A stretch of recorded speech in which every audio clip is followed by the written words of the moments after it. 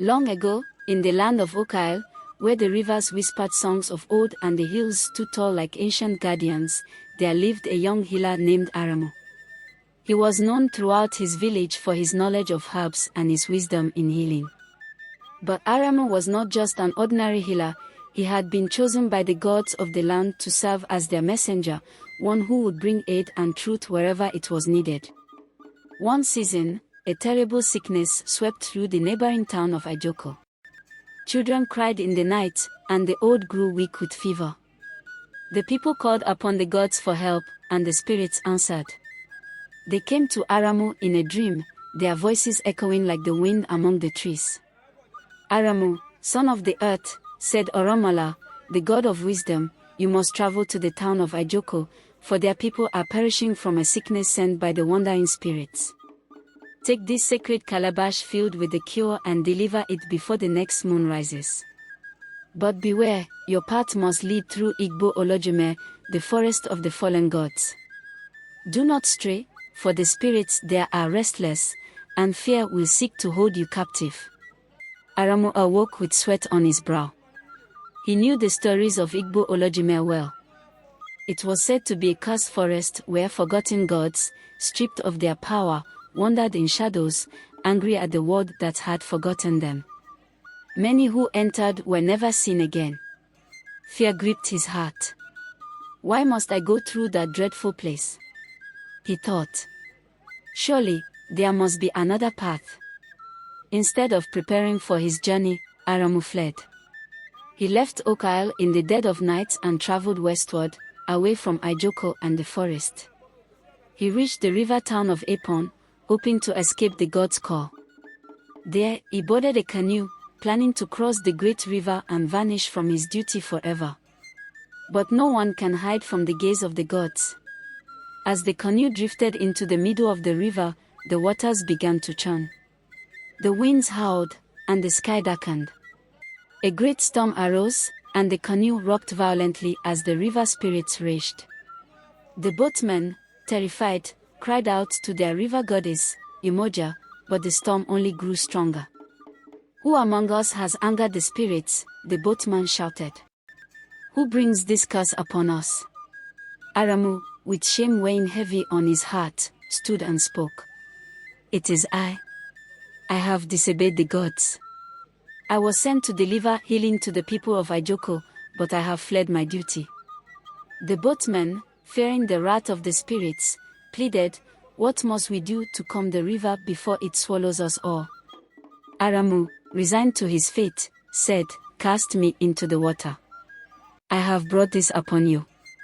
Perhaps the spirits will be satisfied. With sorrow, they lifted Aramu and cast him into the raging river. At once, the waters grew calm, and the storm ceased. But Aramu did not drown. The river opened its mouth, and a mighty water spirit, in the form of a great fish, swallowed him whole. For 3 days and 3 nights, Aramu remained in the belly of the great fish. There, in the darkness, surrounded by the sounds of the deep, he reflected on his fear and disobedience. With a heart heavy with regret, he called out in prayer. O great Oromala, God of wisdom, I have wronged you. I have fled the task given to me. But now, I see that I was chosen not for my strength but for my obedience.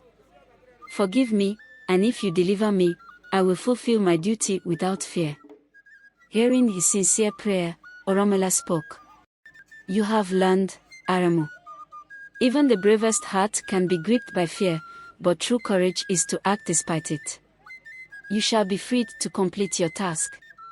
At Oromala's command, the great fish swam to the riverbank and spat Aramu onto the shore. Weak but alive, he lay on the earth, the sacred calabash still by his side, unbroken. This time, he obeyed the gods. Aramu set forth toward Igbo Olojime, the dreaded forest of the fallen gods. As he entered the woods, mist clung to the trees like the breath of spirits, and shadows danced beneath the ancient branches. The air grew cold, and whispers echoed from the trees, voices calling his name. Aramu, turn back, you will not survive this place. But Aramu remembered the words of Oromala. He clutched the calabash tightly and pressed on, resisting the fear that gnawed at his heart. Strange figures loomed in the mist, forms half forgotten, gods who had once ruled but were now mere echoes. They whispered, mocked, and tried to lure him from the path, but he kept walking. Suddenly, a towering spirit, with eyes like burning coals, blocked his path. "You cannot pass unless you leave the cure behind," it boomed. Aramu, filled with newfound courage, spoke with strength. "I walk with the blessing of the gods. Your power is but an illusion. Stand aside." At his words, the spirit let out a deafening cry and vanished like smoke in the wind. The path cleared, and Aramu emerged from the forest just as the sun rose. He reached the town of Ijoko in time. The people, weak and despairing, gathered as he poured the sacred mixture from the calabash into the town's water source. That evening, the fever lifted, and the people were healed. The town rejoiced, singing praises not just to Aramu but to the gods who had sent him. And from that day, the story of Aramu and the forest of the fallen gods was told across the land as a reminder that courage is not the absence of fear, but the will to act despite it.